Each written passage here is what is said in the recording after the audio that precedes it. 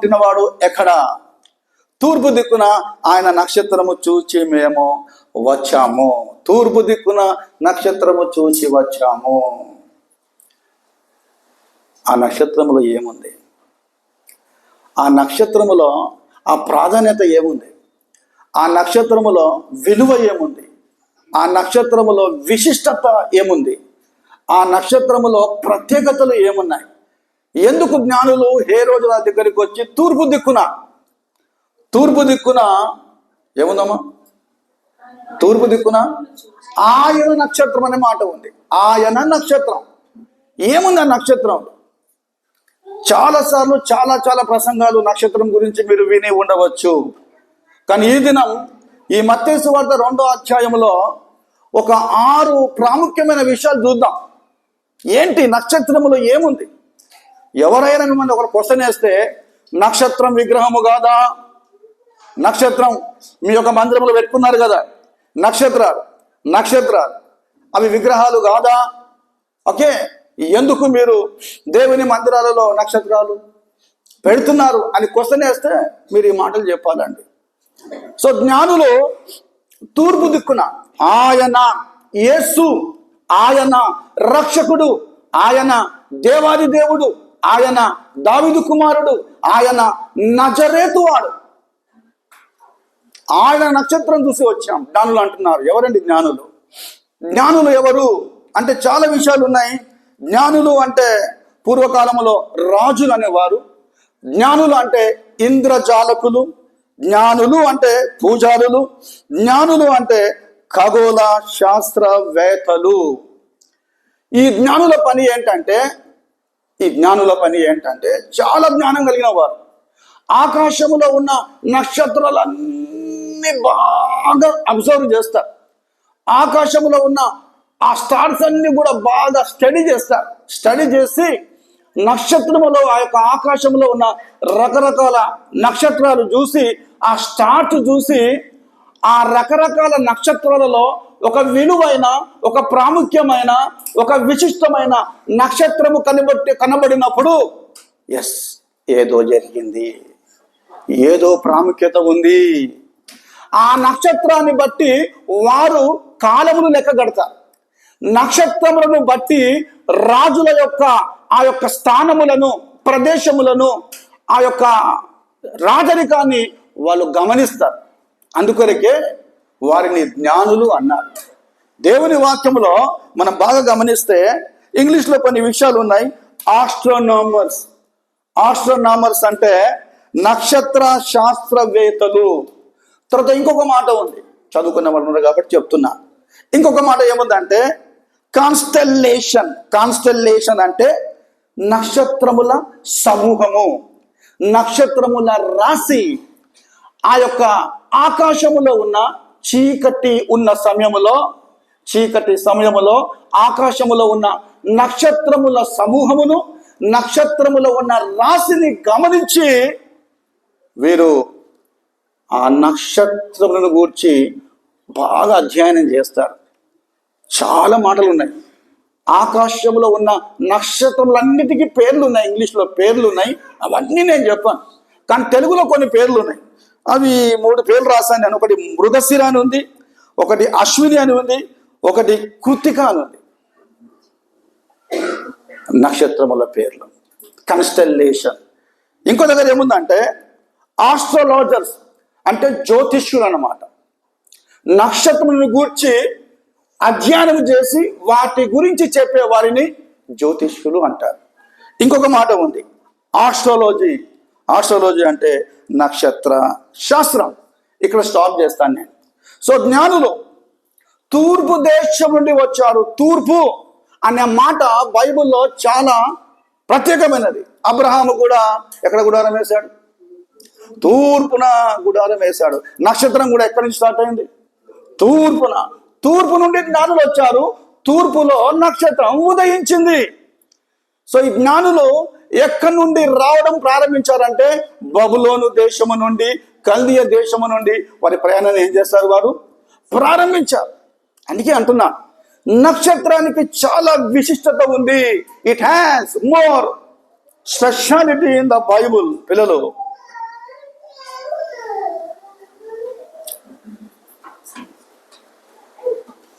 అందుకే దేవుని వాక్యంలో చాలా మంది భక్తులు పాటలు రాశారు, నక్షత్రం గురించి పాటలు రాశారు. నిజంగా నాకు చాలా మంచిగా అనిపిస్తుంది. నాకు ఈ నక్షత్రాల గురించి పాటలు రాసి పాటలు పాడుతుండగా నాకు చాలా మంచిగా అనిపిస్తాయి. ఎక్కువగా స్త్రీలు పాడినప్పుడు చాలా అందమైన స్వరముతో పాటలు పాడుతూ ఉంటారు కదా. ఒక సిస్టర్ అయితే నక్షత్రం నక్షత్రం నక్షత్రం, తెలుసా ఈ పాట? క్రీస్తు పుట్టనని ప్రకటించే నక్షత్రం అని ఒక పాట. ఇంకో పాట ఉంది, అదేం పాట అంటే అందాల తార అనే పాట ఉంది. ఇంకొక పాట చాలా చక్కని పాటలు రాశారు. ఇంకొక పాట ఏంటంటే తూర్పు దిక్కు చుక్కబుట్టే మూరమ్మ. ఇంకొక పాట ఉంది, 4వ పాట. అది ఇంకా ఎంత మంచి పాట అంటే నేను 15 ఏళ్ళ వయసులో నుంచి ఆ పాట వింటున్నా. ఏ పాట అది? ఎవరైనా అందాల తార అరుదించే నాకై, ఓకేనామా? సో ఇన్ని పాటలు నక్షత్రం గురించి నాకు చాలా సంతోషం అనిపిస్తుంది. అంటే నేను ఏమంటున్నానంటే ఎంతమంది నక్షత్రం గురించి పాటలు పాడినప్పటికీ జ్ఞానులు తూర్పు దేశము నుండి, బబులోను దేశము నుండి ఆ యొక్క నక్షత్రాన్ని చూస్తూ వస్తున్నప్పటికీ దానికి ప్రాముఖ్యత ఉంది, దానికి విశిష్టత ఉంది. మొట్టమొదటి ప్రాముఖ్యత ఏంటంటే ఈ నక్షత్రంలో ఉన్న మొట్టమొదటి ఇంపార్టెన్స్ ఏంటంటే ఈ నక్షత్రం అంట జ్ఞానులకు జ్ఞానోదయం కలిగించిందంట. Are you with me? జ్ఞానులకు ఏం కలిగించింది బిడ్డ?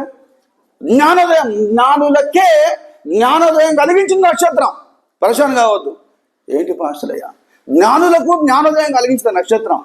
సో ఎలాంటి జ్ఞానోదయం కలిగించింది అంటే చదవండి 2:2.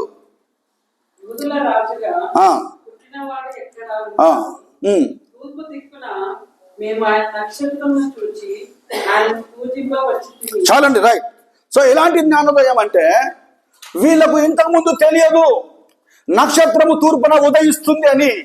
వీళ్ళకు ఇంతకుముందు తెలియదు ఓకే యూదుల రాజు జన్మిస్తాడని. వీళ్ళకు ఇంతకు ముందు తెలియదు ఆ యొక్క ఆకాశములో నక్షత్రములకు ప్రధానమైన ఆధిక్యత ఉన్నది అని వీళ్ళకు తెలియదు. ఒక జ్ఞానోదయం ఏంటంటే యూదులకు ఎవరు పుట్టారంట? యూదులకు రాజు పుట్టాడు. ఆ నక్షత్రం ద్వారా తెలుసుకున్నారు, ఓకే ఈ నక్షత్రం వింతైన నక్షత్రం, అరుదైన నక్షత్రం, అందాల తార. ఓకే, కాబట్టి ఈ నక్షత్రం ఆకాశములో వెలిసింది కాబట్టి యూదులకు రాజు ఎక్కడో పుట్టి ఉండాలి. దేని బిడ్డలారా, దేవుని వాక్యం మనం వింటున్నాం.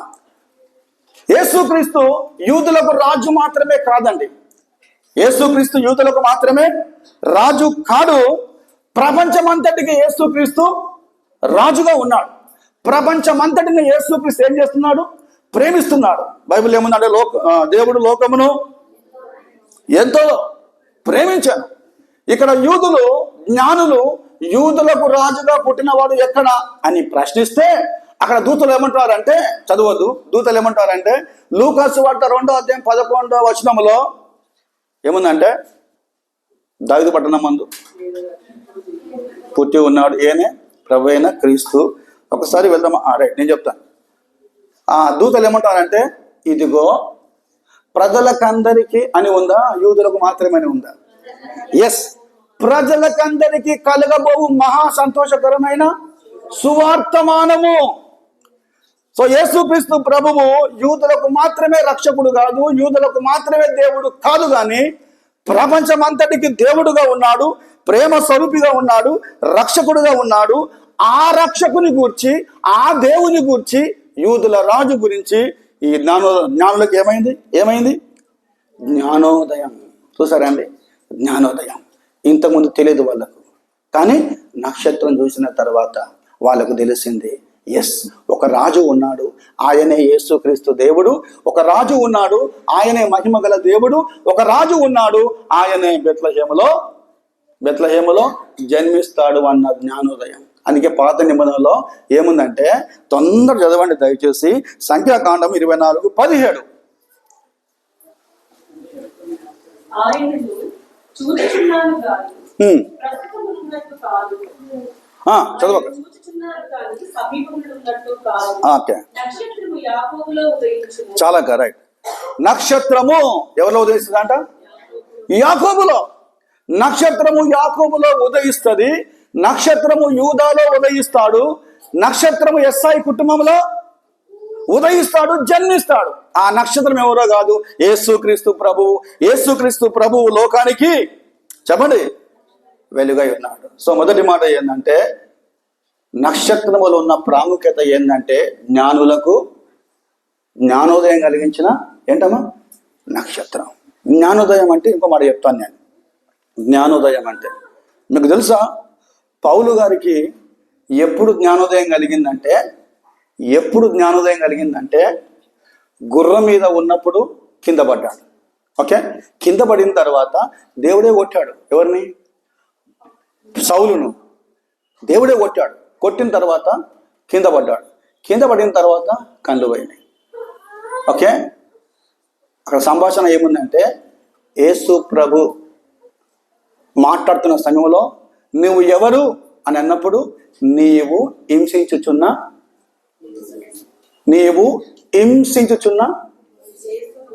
యేసుననే మాట. అంటే సౌలు గారికి యేసు అనే నామము బయలుపరిచింది ఎవరు? దేవుడు. అది మనం డీప్ ఆలోచన చేయాలి. దేవుడు. ఆ తర్వాత మరియమ్మ గారికి యేసు అనే నామము బయలుపరిచింది ఎవరు? దూతలు. కరెక్ట్ కదా బిడ్డ? ఆయనకు యేసు అను పేరు పెట్టాలి. అప్పుడు పౌలు గారికి ఏమైంది? జ్ఞానోదయం. అప్పుడు అన్నయ్య దగ్గరికి వెళ్ళాడు. అక్కడ ప్రార్థన చేస్తే ఆయన కళ్ళు వచ్చాయి. అప్పుడు జ్ఞానోదయం కలిగింది. ఎస్, యేసును సొంత రక్షకుని అంగీకరించాడు. ఎవరు? సౌలు పౌలుగా మారాడు. తర్వాత ఎమ్మాయి మార్గంలో ఇద్దరికి జ్ఞానోదయం, అంటే యేసును గుర్తుపట్టే జ్ఞానోదయం ఎప్పుడు కలిగిందంటే, వినండి దయచేసి. ఎమ్మాయి మార్గంలో నడుస్తూ ఉన్నారు. యేసు ప్రభు వారితో కూడా నడుస్తూ ఉన్నాడు. ముగ్గురు నడుస్తూ ఉన్నారు. కానీ యేసు ప్రభును ఇద్దరు కూడా గుర్తుపట్టలేదు. మీకు తెలుసా, వాళ్ళకు జ్ఞానోదయం ఎప్పుడు కలిగిందంటే, జ్ఞానోదయం యేసును ఎప్పుడు గుర్తుపట్టారంటే, ఎప్పుడైతే యేసు ప్రభు తొందరగా రొట్టె విరిచిన వెంటనే రొట్టె విరిచి వారికి ఇచ్చిన వారి కన్నులు అప్పుడు గుర్తుపట్టారు. జ్ఞానోదయం వచ్చింది. యేసు. సౌలు కూడా, ఓ మై గాడ్, నేను హింసించుచున్న యేసు. తర్వాత ఇంకొక దగ్గర జ్ఞానోదయం ఎవరికి ఎప్పుడు కలిగిందంటే, ఒక దగ్గర యేసు ప్రభు పునరుత్థానుడే తిరిగి లేచిన తర్వాత, ఓకే, శిష్యులందరూ చేపలు పడుతున్నారు. మనకు తెలుసు, చేపలు పడుతున్న సమయంలో యేసు ప్రభు పునరుత్థాన శరీరము ధరించాడు కాబట్టి శిష్యులు గుర్తుపట్టలేకపోయారు. అప్పుడు శిష్యులారా ఇక్కడ వల వేయండి అంటే కుడి పక్కన వల వేశారు. ఎన్ని చేపలు పట్టారమ్మా? 153 చేపలు పట్టిన తర్వాత అందులో ఎవరో ఒక వ్యక్తి గుర్తుపట్టలేదు. 153 చేపలు పట్టిన తర్వాత వాళ్ళకి ఏం కలిగింది? ఇంకా కలగలేదు. తెలిసిపోయింది వాళ్ళు, ఈయన యేసు అని. అందులో ఎవరో ఒక వ్యక్తి పేతుర్ని చూసి ఒక మాట చెప్తాడు, ఈయన ప్రభువు సుమి అంతే కదా. ఈయన ప్రభువు సుమి, ఈయన యేసు సుమి అనగానే పేతురు నీళ్ళలో జంపు చేస్తాడు. అంటే అప్పుడు అర్థమైంది, ఓ మై గాడ్, జ్ఞానోదయం వచ్చింది, యేసు వచ్చాడా అని. దాన్ని వెళ్ళారా? నేను ఏమంటానంటే, ఈ యొక్క ఉదయకాల సమయంలో బయటికి పోతారా మీరిద్దరు? ఉదయకాల సమయంలో క్రిస్మస్ దగ్గరలో మనం ఉన్నాం. దీని బిడ్డారా, మనం ఇంకా అజ్ఞాన దశలో ఉండకూడదు. ఏ దశలో ఉండాలి? జ్ఞానమైన దశలో ఉండాలి. జ్ఞానోదయం కలిగింది. ఆ నక్షత్రాన్ని చూసి వారికి దేవుడు జ్ఞానోదయం అనుగ్రహించాడు. అందుకే బైబిల్ ఏమన్నాయంటే, దినములు చెడ్డవి కనుక సమయమును సద్వినియోగం చేసుకొని అజ్ఞానుల వల్ల కాక జ్ఞానం.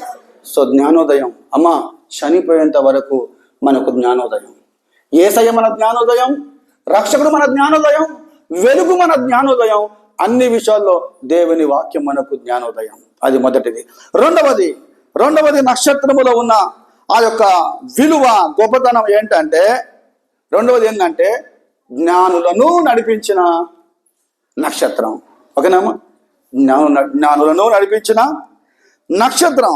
ఒకవేళ దీని గురించి మనం బాగా ఆలోచన చేస్తే, ఈ జ్ఞానులను దేవుడు ఎక్కడి నుంచి నడిపించాడంటే తూర్పు దేశము నుండి నడిపించాడు. సో చరిత్ర మనకేం చెప్తుందంటే, ఒంటల మీద వాళ్ళు వస్తున్నారని, ఆ విధంగా వాళ్ళు ప్రయాణం చేస్తున్న సమయంలో అలా నక్షత్రాన్ని చూస్తూ ఉన్నారు. నక్షత్రాన్ని చూసి ఆకాశంలో ప్రయాణం చేస్తూ ఉన్నారు. ప్రయాణం చేస్తూ చేస్తూ చేస్తూ చేస్తూ యెరూషలేము దగ్గరికి వచ్చారు.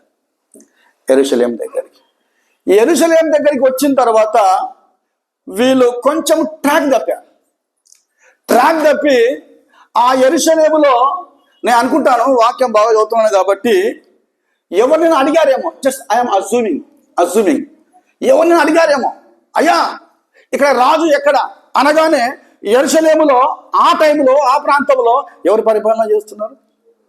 ఏ రోజు పరిపాలన చేస్తున్నారు? సో వీళ్ళందరూ ఏం చేశారంటే, ఓ యెరూషలేము అనే ప్రాంతంలో ఏ రోజు పరిపాలన చేస్తున్నాడు కాబట్టి బహుశా రాజు ఎవరు ఉండొచ్చు, ఏ రోజు అని అజ్యూమింగ్ అనమాట, ఆలోచన చేస్తారు. ఎందుకు వీరంతా ఆలోచన చేశారంటే, బాగానే నక్షత్రం చూసి నడుస్తూ ప్రయాణం చేస్తున్నారు. వెంటనే హేరోదు దగ్గరికి వచ్చారు. బాగా గమనించాలి. హేరోదు దగ్గరికి వచ్చారు. వచ్చి వీళ్ళు ఏం చూశారంటే,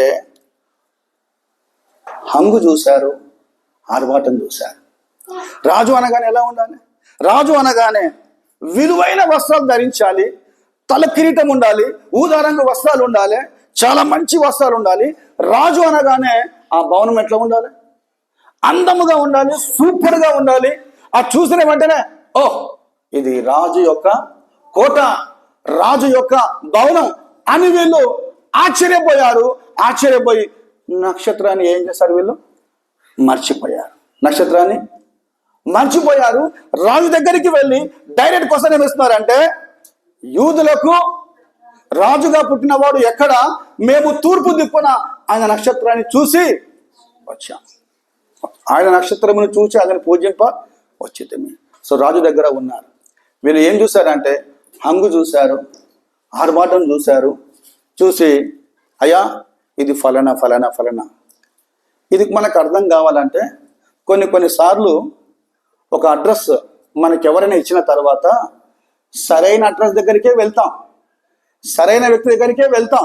వెళ్ళి ఆయనో కాడో అని మనకు తెలియదు కాబట్టి, అయ్యా పలానా వ్యక్తి దగ్గరికి వచ్చినాము కాబట్టి మరి ఈ వ్యక్తి ఎవరు అంటే, అప్పుడు మెల్లగా ఆ వ్యక్తి ఏమంటాడు, మీరు సరైన దారికే మీరు వచ్చారు అని చెప్పడానికి ప్రయత్నం చేస్తాడు. కానీ దీని బిడ్డారా, ఇక నేను ఏం చెప్తానంటే, నక్షత్రం నడిపించింది, చక్కగానే నడిపించింది. కానీ చివరిగా వాళ్ళు ఏం చేశారంటే ట్రాక్ తప్పారు. హేరోదు దగ్గరికి వచ్చి ఈ మాట చెప్పినట్టు మనం చూస్తున్నాం. దేని బిడ్డలారా, మెరిసేదంతా బంగారం కాదు. అది మెరిసేదంతా కూడా బంగారం కాదు.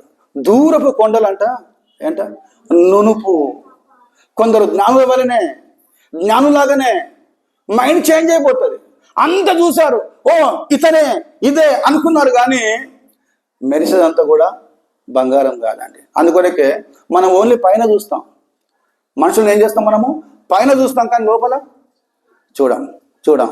అందుకొరకే దావీదు విషయంలో దేవుడు ఏం చేశాడంటే, మనుషులు పై స్వరూపం లక్ష్య పెడతారు, కానీ నేను హృదయాన్ని.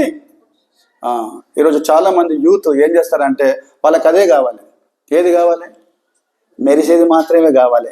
పెద్దలముగా మనం ఏం చేస్తాం కాబట్టి, అమ్మ మెరిసేది మనకు వద్దు బిడ్డ, ఏం కావాలి? మనకు గుణం కావాలి. అందుకే ఒక పెద్ద ఆయన ఏమంటారంటే, ఒక పెద్ద ఆయన దాదాపు ఇజ్రాయెల్ అయ్యగారి అంకుల్ అలాగే కదా, ఒక ఆయన వయసున్న వ్యక్తి ఏమంటారా అంటే, గుణమెరిగి తిరిగరా గువ్వల, ఏమంటలేరు మీరు, గుణమెరిగి తిరిగరా గువ్వల జన్న అనే మాట ఆయన ఉపయోగించారు. ఆ మాట బాగా అనిపించింది నాకు.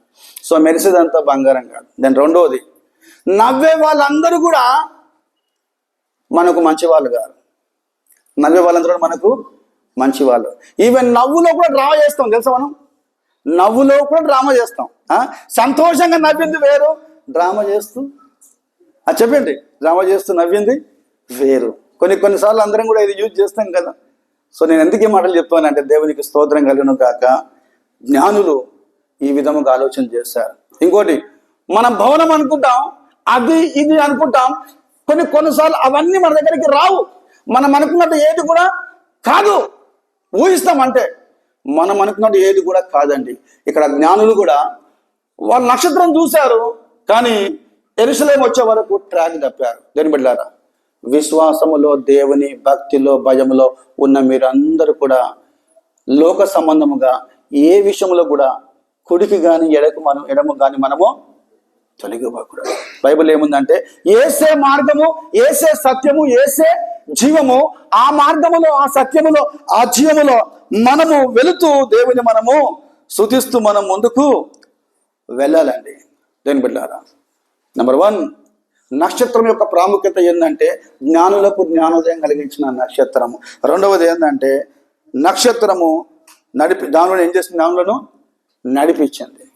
సో మూడవదిగా మనం గమనిద్దాం. మూడవదిగా ఏంటంటే, చదవండి 2:10 వచనం, మత్తయి సువార్త 2:10, అన్ని అందులోనే ఉంటాయి. వారు ఆ నక్షత్రమును చూచి ఓకే, అత్యానంద భరితులై ఇంటిలోనికి వచ్చి తల్లి అయిన మరియను ఆ శిశువును చూచి సాగిలపడి. చాలా. మూడవదిగా నక్షత్రమును చూచి సంతోషించిన జ్ఞానులు. నక్షత్రమును చూచి సంతోషించిన జ్ఞానులు. అక్కడ ట్రాక్ తప్పినప్పటికీ గమనించాలి, తిరిగి వాళ్ళు మళ్ళీ బయటికి వచ్చారు. బయటకు వచ్చి నేరుగా బెత్లెహేముకు వెళ్తున్నారు. బెత్లెహేముకు వెళ్ళిన సమయంలో మాట మనం చదువుతాం, మనం 2 తర్వాత 10 వచ్చినాం కదమ్మా, 2:10. ఓకే, వారు ఆ నక్షత్రము చూచి అత్యానంద భరితులై. అక్కడ ఉన్నామమ్మ, నక్షత్రాన్ని చూచి ఈ జ్ఞానులు అత్యానంద భరితులైన మాట ఉంది. చాలా సంతోషించారు. ఎందుకు ఉండొచ్చామా, ఆలోచన చేయండి. ఎందుకు నక్షత్రాన్ని చూసి ఈ జ్ఞానులు ఎందుకు సంతోషించారు, ఆనందించారు? ఎప్పుడైతే ఆ నక్షత్రం చూశారో వాళ్ళలో సంతోషం వచ్చింది, వాళ్ళలో ఆనందం వచ్చింది. సంతోషం, ఆనందం వచ్చి ఇంటిలోనికి ప్రవేశించారు. ఒక ప్రశ్న ఏమన్నా మీకు అందరికీ, ఎంతమంది అమ్మ జ్ఞానులు? 3 అని ఎలా పసిగట్టారు మీరు? 3 అని ఎలా ఐడెంటిఫై చేస్తారు మీరు? సింపుల్గా ఏంటంటే బంగారం, బోలము, సాంబ్రాణి అని మనం చెప్తాం, అంతే. అని మనం ఎంతమంది దాలో వీ డోంట్ నో. కానీ ఆ యొక్క కానుకలను బట్టి మనం 3 స్టడీ చేస్తాం కదా. సో వీళ్ళంతా నక్షత్రం చూశారు, సంతోషించారు, ఇంటిలోనికి వచ్చారు. ఇంటిలోనికి వచ్చి పెట్టెలు విప్పి బంగారము, సాంబ్రాణి, బోలం అర్పించారు. ఒక మాట చెప్పన్నా, బంగారము, సాంబ్రాణి, బోలం అర్పించారు. దానికంటే ప్రాముఖ్యమైనది వాళ్ళు ఏం చేశారంటే 11వ వచనం, ఆ శిశువును చూసి సాగిలపడి వాళ్ళు ఏం చేశారంటే, ఈ జ్ఞానులు శిశువుని చూసి ఏం చేశారంట అంటే, యేసు ప్రభు బాలునిగా ఉన్నప్పుడే, యేసు ప్రభు చిన్నవానిగా ఉన్నప్పుడే వాళ్ళు సాగిలపడి దేవుని పూజించారు, ఆరాధించారు. నేను చెప్పబోయే విషయం ఏంటంటే, నక్షత్రమును చూసి ఎందుకు ఆనందించాలంటే, ఆ నక్షత్రం ఎవరో కాదు, బాలుడైన యేసుక్రీస్తు ప్రభువు. ఆ నక్షత్రం ఎవరో కాదు, ఆయన రక్షకుడు, యేసుక్రీస్తు రక్షకుడు. చదవద్దు, మత్తయి సువార్త 1:21 ఏముందంటే, పాపులను రక్షించుటకు క్రీస్తు యేసు ఈ లోకానికి వచ్చాను. సంతోషపడ్డారు, యేసుని బట్టి సంతోషపడ్డారు. రక్షకుడు కాబట్టి సంతోషపడి బంగారము, సాంబ్రాణి, బోలం వాళ్ళు అర్పించారు. ఈ బంగారము దేనికి గుర్తు అంటే, గమనిద్దాం, బంగారం దేనికి గుర్తు అంటే యేసుక్రీస్తు యొక్క రాజరికానికి గుర్తు. ఈ యొక్క బోలము దేనికి గుర్తు అంటే ధూపానికి గుర్తు అండి. పాత నిబంధనలో యాజకులు నిత్యం ఏం వేసేవారు? ధూపం వేసేవారు. సో ఆయన దైవత్వానికి గుర్తు. ఆ తర్వాత దాని సాంబ్రాణి దేనికి గుర్తు అంటే, దేవునికి స్తోత్రం కలుగును గాక, సాంబ్రాణి ఆయన యొక్క మరణ పునరుత్థానములకు, అంతే కదండి, మరణ పునరుత్థానాలకు గుర్తు. ఎందుకంటే ఒక ఆయన వచ్చి అత్తరు తెచ్చి ఓకే యేసుక్రీస్తు మీద పోసినప్పుడు యేసయ్య ఏం చెప్పాడు? ఈమె నా యొక్క భూస్థాపన, థ్యాంక్ యూ జ్యోతమ్మ, భూస్థాపనను జ్ఞాపకము చేసింది. ఇక్కడ స్టాప్ చేస్తాను. ఆ నక్షత్రం చూసి వీళ్ళు సంతోషం కలిగింది. సంతోషం కలిగి ఇంటిలోనికి వెళ్ళారు, సాగిలపడి నమస్కారం చేశారు. దేవుని బిడ్డలారా, ఆ నక్షత్రం ఇక్కడ ఉన్న మన అందరి హృదయాల్లోనికి వచ్చింది, లేకుంటే వచ్చాడు. సో మనం కూడా ఏం చేయాలంటే మన హృదయమైన ఇంట్లోనికి నక్షత్రం అనే వెలుగు అయిన యేసుక్రీస్తును మనము ఆహ్వానించినప్పుడు మన హృదయములో కూడా ఏం కలుగుతుంది? సంతోషం కలుగుతుంది. మీకు తెలుసా, వీళ్ళు ఏ విధముగా సంతోషపడ్డారో నక్షత్రాన్ని చూసి దేవుని వాక్యములో కూడా సంతోషించిన వాళ్ళు చాలా మంది ఉన్నారు. మీరు చెప్తే ఆశ్చర్యపోతారు. దేవుని వాక్యంలో చాలా మంది ఉన్నారు. అందులో ఒక వ్యక్తి ఎవరంటే, యేసుక్రీస్తును చూసిన వెంటనే సంతోషముతో తన ఇంట్లో చేర్చుకున్నాను. ఎవరైనా? జక్కయ్య. చూసారండి, యేసు పుట్టినప్పుడే కాదు సంతోషం, పుట్టినప్పుడు జ్ఞానులకు మాత్రమే కాదు సంతోషం. జక్కయ్య కూడా సంతోషముతో చేర్చుకున్నాడు. ఇంకొక దగ్గర కూడా ఒక ఆయన బ్యాప్టిజం తీసుకున్న తర్వాత ఆయనతో పాటు ఇంకొక సేవకుడు కలిసి ఆయనకు బ్యాప్టిజం ఇచ్చిన తర్వాత సంతోషముతో వెళ్ళిపోయారు. ఎవరండి వాళ్ళు? ఎవరంటే నపుంసకుడు, తర్వాత ఫిలిప్. బ్యాప్టిజం ఇచ్చిన వెంటనే ఆయన సంతోషముతో ఇంకో సంతోషం చెప్తాడు. దూతలు ఆ యొక్క వార్త తీసుకొని వచ్చిన తర్వాత ఆ వార్తలో ఏముందంటే, ఇదిగో ప్రజలకందరికీ కలగబోవు మహా సంతోషం. దీని బిడ్డలారా, క్రిస్మస్ అంటే ఏందో కాదండి, ఇట్స్ ఏ హ్యాపీనెస్. ఇక్కడ ఉన్న వారందరూ కూడా దేవుని బిడ్డలారా సంతోషముగా ఉండాలి అంటే, ఆనందముగా ఉండాలి అంటే పౌలు చెప్తాడు చక్కగా, ఎల్లప్పుడూ ప్రభువు నన్ను ఆనందం మరలా చెప్పుదును ఆనందించటి. సో యేసు క్రీస్తును మన హృదయంలో స్వీకరించాం. కానీ స్వీకరించిన తర్వాత జీవితకాలం అంతా కూడా దేవుని విషయంలో, యేసయ్య విషయంలో ఎలా ఉండాలి? మనం సంతోషం. ఇంకో మాట చెప్తాను నేను. నక్షత్రములో ఉన్న ఆ యొక్క గొప్ప విషయం ఇంకొకటి ఏంటంటే, నాలుగవది అంటే ఏంటంటే, చదవండి 2 వచనం, మత్తయి 2:2. ఇందులో రాజుగా పుట్టిన వాడు ఎక్కడున్నాడు? తూర్పు దిక్కున మేము ఆ నక్షత్రమును చూచి ఆయనను పూజింపవచ్చితమని చెప్పింది. చాలు. ఏమైనా అర్థమైందా? ఒకటి అర్థమైంది, జ్ఞానులకు జ్ఞానోదయం కలిగించిన నక్షత్రం, ఆ తర్వాత దెన్ జ్ఞానులకు దారి చూపిన నక్షత్రం, ఆ తర్వాత దెన్ నక్షత్రమును చూసి సంతోషించిన జ్ఞానులు. మరి ఫోర్త్ వన్ ఏమై ఉండొచ్చు? ఫోర్త్ వన్ ఏంటంటే, నేను చదివినప్పుడు చాలా ఆశ్చర్యపోయాను నేను. ఈ నక్షత్రం అంట జ్ఞానులకు వెనుక నడవలేదు, జ్ఞానులకు ఇటు కానీ నడవలేదు. నక్షత్రం జ్ఞానులకు ముందుగా నడిచింది. ఎందుకు నక్షత్రము జ్ఞానులకు ముందుగా నడిచిందంటే, ఆ నక్షత్రం ముందు వెళ్తూ ఉన్నది. అన్ని తారల కంటే ఈ యొక్క తార అరుదైన తార, వింతైన తార, ప్రకాశమైన వెలుగుంది. కాబట్టి నక్షత్రం వెళ్తూ ఉంటే ఈ జ్ఞానులు కూడా దాన్ని చూస్తూ అది ముందు వెళ్తుంది కాబట్టి వీళ్ళు ముందుగా వెళ్తున్నారు. ఈ మాట చెబుతూ ఉండగా నాకు పాత నిబంధనలో ఏం గుర్తొచ్చిందంటే నక్షత్రం పుట్టకముందే, నక్షత్రము జ్ఞానులకు ముందుగా నడవక ముందే పాత నిబంధనలో విలువైన మాట, శ్రేష్టమైన మాట, ప్రాముఖ్యమైన మాట ఏముందంటే, ఇశ్రాయేలులకు పగలు మేఘస్తంభం వలె, రాత్రి అగ్నిస్తంభం వలె అల్లంత దూరమున వెలుగు ఉంటే ఆ వెలుగులో వీళ్ళు ఏం చేస్తారు? నడిచారు. చూసారండి, నాకు ఎంత సంతోషం అనిపించిందంటే, అందుకే 138వ కీర్తనలో నేను 3 మాటలు చెప్పాను. దావీదు ఎలా దేవునికి కృతజ్ఞతాస్తుతులు చెల్లించాడంటే, ఆయన మహాప్రభావము గల దేవుడు, ఆయన మార్గములు గొప్ప మార్గములు, తర్వాత ఆయన ఎలాంటి వాడక మహోన్నతుడు అని చెప్పాను.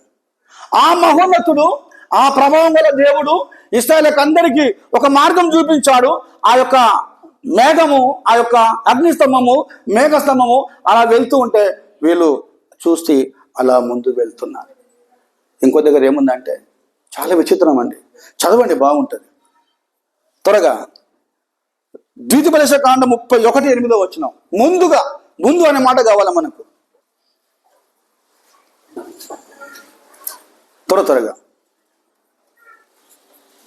నీ ముందర నడుచువాడు యెహోవా. ఆయన నీకు తోడయుండును. ఆయన నిన్ను విడువడు, నిన్ను ఎడబాయడు. చాలక నీ ముందర నడుచువాడు యెహోవా, ఆయన నిన్ను విడువడు, నిన్ను. ఇప్పుడు మీరు చెప్పండి, జ్ఞానుల ముందు నడుచువాడు ఎవరు? యెహోవా, దేవుడు, యేసుక్రీస్తు. గమనించండి, జ్ఞానులను విడువని వాడు, ఎడబాయని వాడు ఎవరండి? దేవుడు, యేసుక్రీస్తు ప్రభు. ఇక్కడ స్టాప్ చేస్తాను నేను. ఇంకొక మాట నాకు గుర్తొస్తుంది, పరిశుద్ధాత్మ బయలుపరుస్తున్నాడు. ఆయన ముందుగా ఉంటాడు, నక్షత్రం ముందుగా ఉంది. మీకు తెలుసా, యేసు ప్రభు చనిపోయి తిరిగి లేచిన తర్వాత రాయి తొరలింపబడిన తర్వాత రాతి మీద దూతలు కూర్చొని ఉన్నారు ఒక దగ్గర దూతలు శిష్యులతో ఏమని చెప్తున్నారంటే యేసు ప్రభు లేచాడు, ఆయన మీకంటే తొందరగా. అది నాకు కావాలి. పాత నిబంధనలో దేవుడు అగ్ని రూపములో, మేఘము రూపములో ముందుగా ఉన్నాడు, ప్రజలకు దేవుని మాట రూపములో ముందుగా ఉన్నాడు, తర్వాత పుట్టినప్పుడు ముందుగా ఉన్నాడు, శిష్యులకు ముందుగా ఉన్నాడు, ఈవెన్ చనిపోయి తిరిగి లేచిన తర్వాత కూడా. చెప్పండి, నీ ముందర నడిచేవాడు యెహోవాయే. చాలా మంది మీరందరూ ఏం థింక్ చేస్తారంటే, ఈసారి క్రిస్మస్ ఎట్లా చేయాలనో, పిల్లలకు బట్టలు లేకపోయా, మాకు బట్టలు లేకపోయా, మేము కూడా అప్పుడప్పుడు అంటాం మాకు బట్టలు లేకపోయాని. ఆలోచనలు చాలా విపరీతంగా ఉంటాయి. ఓకే, ఇప్పుడు సలమక్కకి ఏం ఆశ అంటే, పండుగ వస్తుంది, తెచ్చుకోవాలా, మళ్ళీ అల్లుని బిడ్డను తెచ్చుకోవాలి. ఏమనుకో చెప్తున్నాక, బిడ్డను తెచ్చుకోవాలి, అల్లుని తెచ్చుకోవాలి. సో ఇవన్నీ ఉంటాయి, ఇవన్నీ ఆలోచనలు ఉంటాయి. పండుగ అనగానే అందరు ఉండాలి, పిల్లలు అందరూ ఉండాలి. కానీ ఒకటి గుర్తుపెట్టుకొని, ప్రియమైన దేవుని బిడ్డలారా, దేవునికి స్తోత్రం కలుగును గాక. ఈ పండుగలో, జనవరి క్రిస్మస్ పండుగలో మీకంటే ముందు మీ మార్గములను ఎవరు సరళం చేస్తారు? మీకంటే ఎవరు? దేవుడు. మీకంటే దేవుడు ముందుగా ఉంటాడు. ఇమ్మానుయేలు మాటకు అర్థం ఏంటంటే దేవుడు తోడని అర్థం. చూసారండి, ఆయన మహిమలో ప్రతి అవసరతను, ప్రతి కొరతను తీర్చే దేవుడు యేసుక్రీస్తు ప్రభు. కాబట్టి భయపడవకండి. అందుకే క్రిస్మస్ అనగానే భయం అందరికీ. అయ్యో పాస్టర్ గారు భయమా? క్రిస్మస్ అంటే భయమా? ఇప్పుడే చెప్పారు సంతోషము, ఆనందము, ఇవన్నీ చెప్పారు కదా. అందుకొనకే అంటే దూత మరియ దగ్గరికి వచ్చి ఏం చెప్పింది? మరియా భయపడకుము.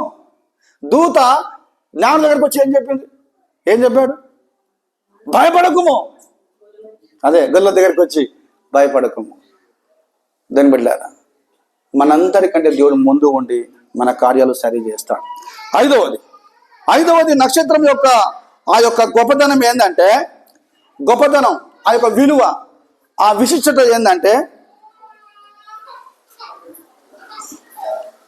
చదవండి దయచేసి 2వ అధ్యాయం 9వ వచనం.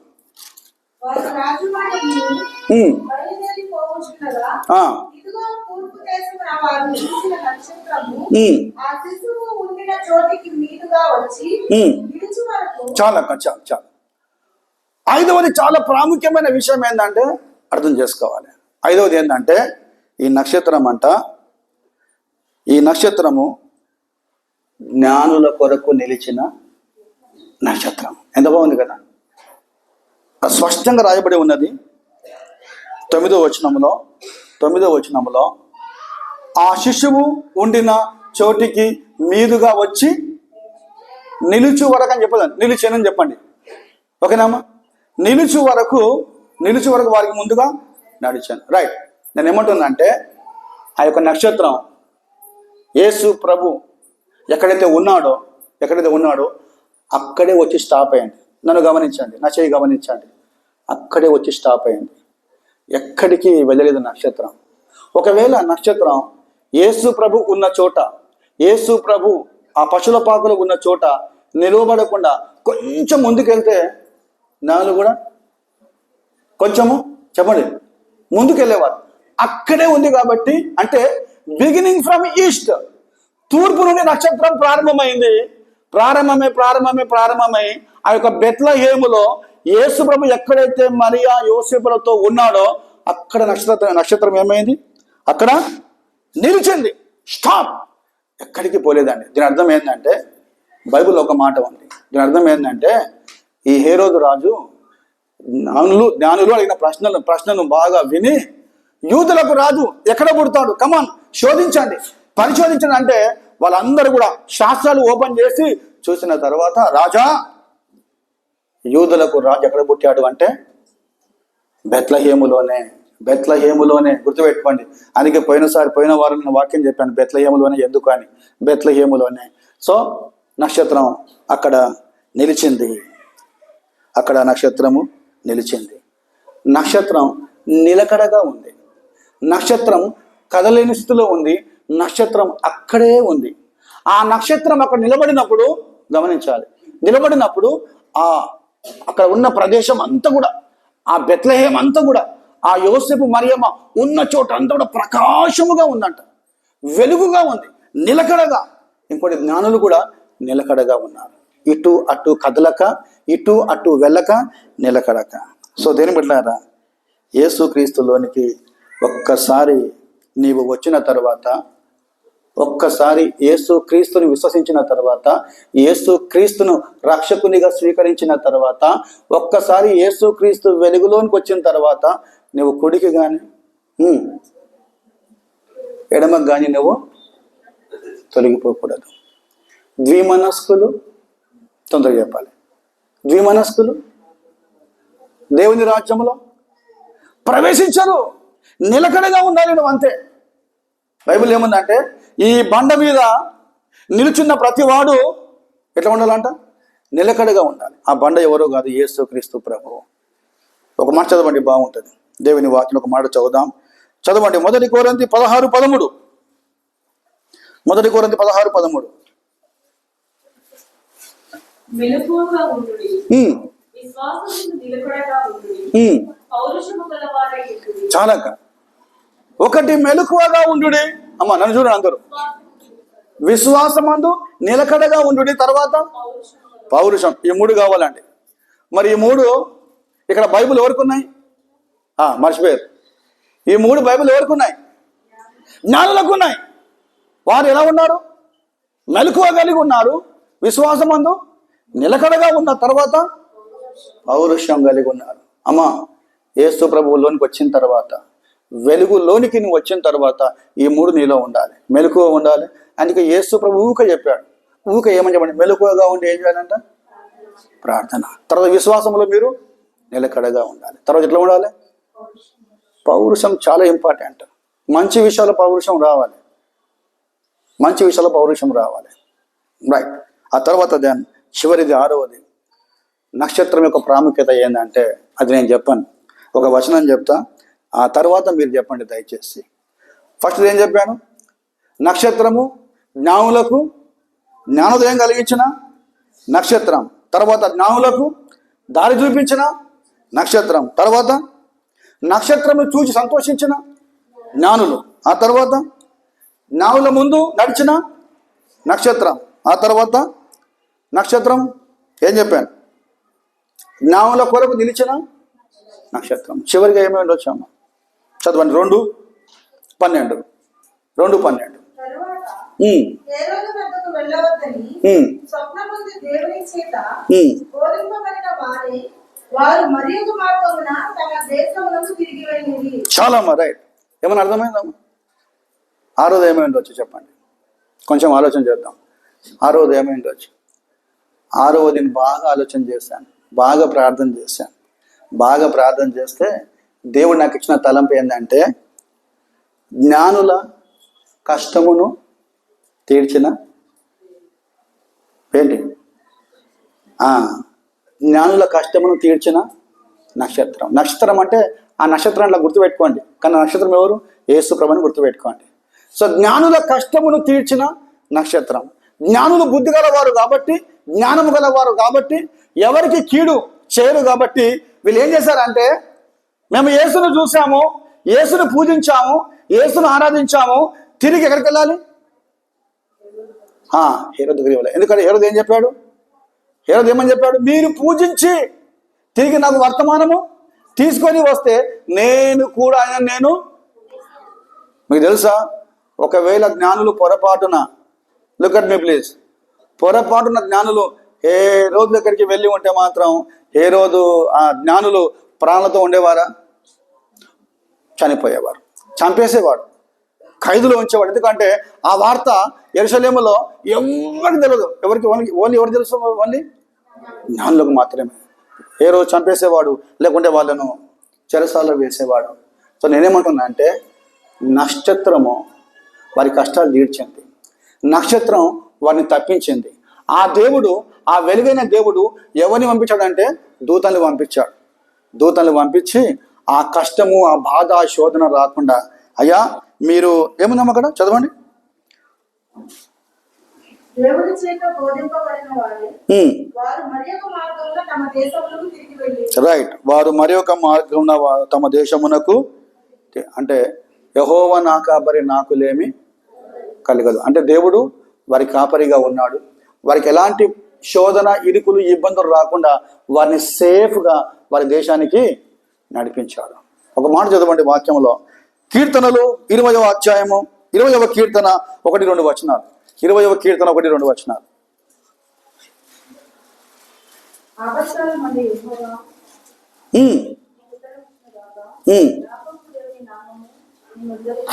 చాలక ఎవరు చదివిన? సుమన్ చదివిన కదా, వెరీ గుడ్, మంచిగా చదివినావమ్మ. ఆపత్కాలములో ఏముందమ్మ అక్కడ?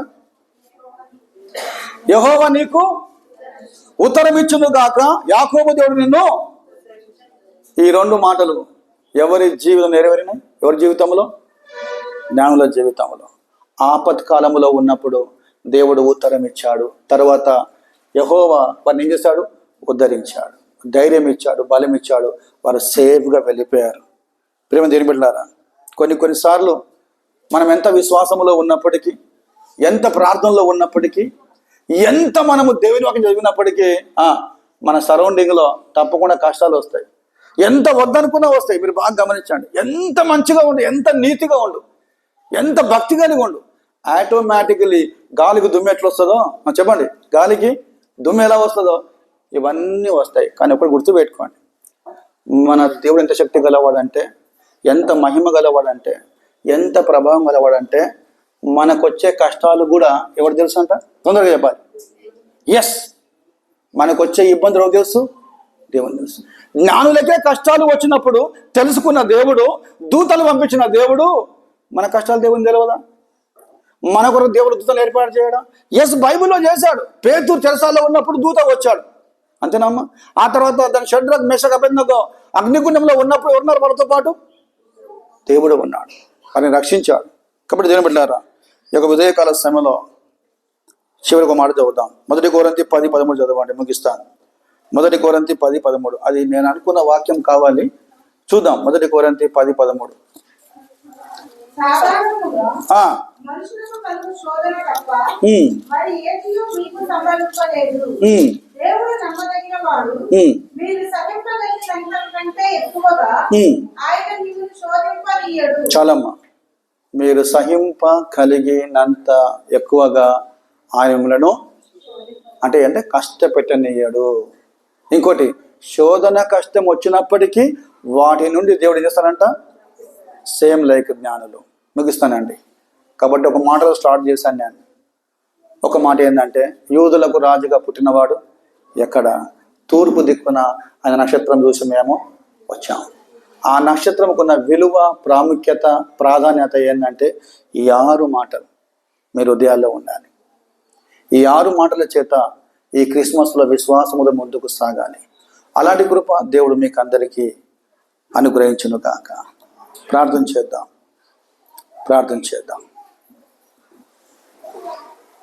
కళ్ళు మూసుకుందాం.